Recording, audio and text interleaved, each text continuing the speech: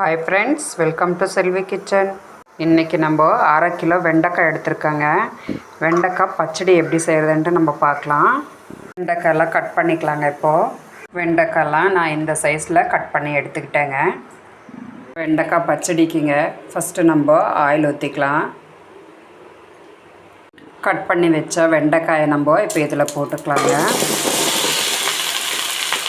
இதை நல்லா ஒரு தடவை கலந்து விடுங்க. இதுலேயேங்க 1/2 ஸ்பூன் உப்பு போட்டுக்கலாம்.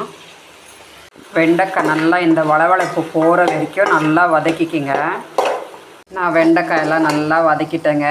இங்கே பாருங்கள், வெண்டைக்காய் அப்படியே தனித்தனியாக வருதுங்க. இந்த அளவுக்கு நம்ம வதக்கிக்கிட்டோம்னா போதும். இப்போ நம்ம அடுப்பை ஆஃப் பண்ணிக்கலாங்க. மற்றொரு கடாயை வச்சுருக்கேங்க. இதில் 5 ஸ்பூன் அளவுக்கு ஆயில் ஊற்றிக்கலாம். ஆயில் காஞ்சிருச்சுங்க. இதில் கடுகு ஜீரகம் போட்டுக்கலாம். கடுகு பொரிஞ்சி வந்துருச்சுங்க. இதில் கருவேப்பிலை போட்டுக்கலாம். இடித்து வச்ச பூண்டு ஒரு 6 இருக்குதுங்க, இதுலேயும் போட்டுக்கலாம். இதுக்கடுத்து 3 பெரிய வெங்காயம் நறுக்கி வச்சுருக்கேங்க, அதையும் போட்டுக்கலாம். இதை நல்லா கலந்து விடுங்க. வெங்காயம் வதங்கி வந்துருச்சுங்க. இதில் 1/2 ஸ்பூன் தனி மிளகாய்த்தூள், 1 ஸ்பூன் தனியாத்தூள், 1/2 ஸ்பூன் மஞ்சத்தூள், 1 ஸ்பூன் தனியா மிளகாத்தூள் எல்லாம் நல்லா கலந்து விடுங்க. இதில் ஒரு 1/2 ஸ்பூன் உப்பு போட்டுக்கலாங்க. நம்ம வெண்டைக்காயிலையும் உப்பு போட்டிருக்கோம். இதையே நறுக்குனா 2 தக்காளி போட்டுக்கலாங்க. இதையெல்லாம் நல்லா கலந்து விடுங்க. மசாலாலாம் நல்லா வதங்கி வந்துருச்சுங்க. இதில்ங்க நம்ம வதக்கி வச்ச வெண்டைக்காயை போட்டுக்கலாம்.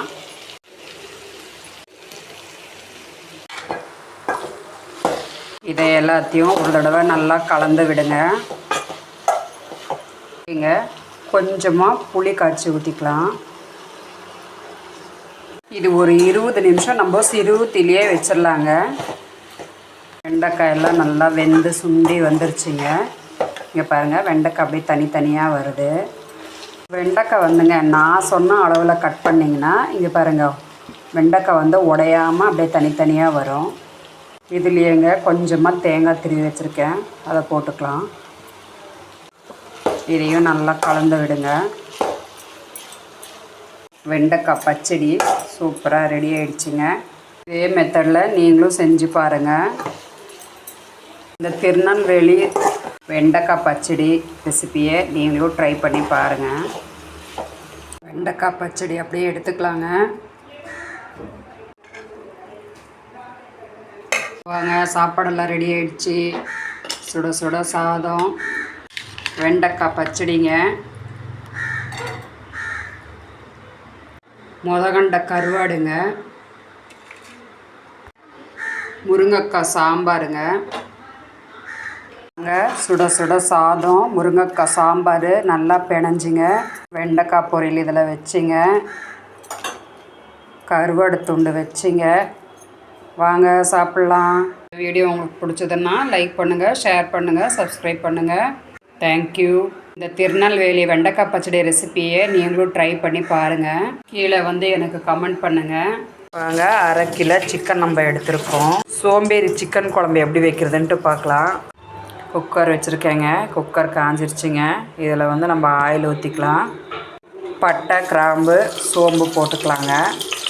நறுக்கி வச்ச ஒரு வெங்காயம் போட்டுக்கலாங்க. இதை நல்லா கலந்து விடுங்க. இதுலேயேங்க 1/2 ஸ்பூன் மஞ்சத்தூள், 1 ஸ்பூன் கரம் மசாலா பொடி, 1 ஸ்பூன் தனி மிளகாய்த்தூள், 1 ஸ்பூன் தனியாத்தூள், பொடியே நறுக்கி வச்ச ஒரு தக்காளிங்க. இதுலேயேங்க தனியா மிளகாத்தூள் 1 ஸ்பூனுங்க, வச்ச இஞ்சி பூண்டு விழுதுங்க. இதை நல்லா ஒரு தட்டி கலந்து விடுங்க. இதுலேயேங்க 1 ஸ்பூன் உப்பு. மசாலாலாம் நல்லா வதங்கிடுச்சுங்க. இப்போ நம்ம கழுவி வச்ச சிக்கன் இதில் போட்டுக்கலாம். இதை எல்லாத்தையும் ஒரு தாட்டி நல்லா கலந்து விடுங்க. மசாலாலாம் நல்லா வதக்கி விட்டுட்டேங்க. வெங்காயம், 2 தக்காளி, கொஞ்சமாக பொட்டுக்கடலை போட்டிருக்கேங்க. இதை நம்ம இப்போ அரைச்சி வச்சுருக்கேன், இதில் போட்டுக்கலாம். மிக்ஸி கழுவின தண்ணி இதுலேயே ஊற்றிக்கலாங்க. இதுலேயேங்க 1 பவுல் தண்ணி ஊற்றிக்கலாங்க. குழம்பு கொதி வந்துருச்சுங்க. குக்கர் இப்போ மூடி வச்சுக்கலாம். இது ஒரு 4 விசில் வரட்டுங்க. விசில் அடங்கிடுச்சுங்க. ஓப்பன் பண்ணி பார்க்கலாம். இப்போது குழம்பு பாருங்கள் நல்லா கொதித்து ரெடி ஆகிட்டுருக்குது. இதை ஒரு தடவை நல்லா கலந்து விடுங்க. இதுலேயேங்க கொத்தமல்லி பொடியாக கட் பண்ணி வச்சுருக்கேன், இதை போட்டுக்கலாம். கருவேப்பிலை கொஞ்சமாக போட்டுக்கலாங்க. இது நல்லா ஒரு வாட்டி கலந்து விட்டுங்க. வாங்க சிக்கன் வெந்திருக்கான்னு பார்க்கலாம். இங்கே பாருங்கள் சூப்பராக வெந்துருச்சுங்க. சோம்பேறி சிக்கன் குழம்புங்க ரெடி ஆகிடுச்சிங்க. இப்போ நம்ம அடுப்பை ஆஃப் பண்ணிக்கலாம். குழம்பு அப்படியே எடுத்துக்கலாங்க.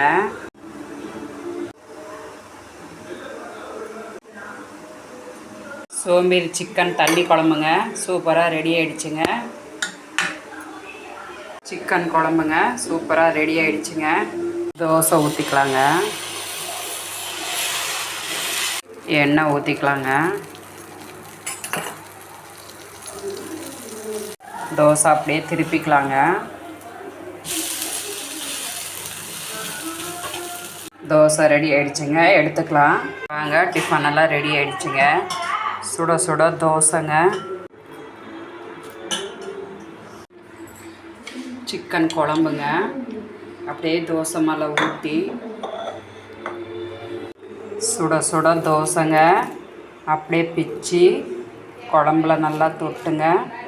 சிக்கன் பீஸ் அப்படியே வச்சு வாங்க சாப்பிட்லாம். இந்த வீடியோ உங்களுக்கு பிடிச்சதுன்னா லைக் பண்ணுங்கள், ஷேர் பண்ணுங்கள், சப்ஸ்கிரைப் பண்ணுங்கள். தேங்க்யூ. சோம்பேறி சிக்கன் தண்ணி குழம்புங்க ஈஸியான மெத்தடுங்க. நீங்களும் இந்த ரெசிபியை ட்ரை பண்ணி பாருங்கள்.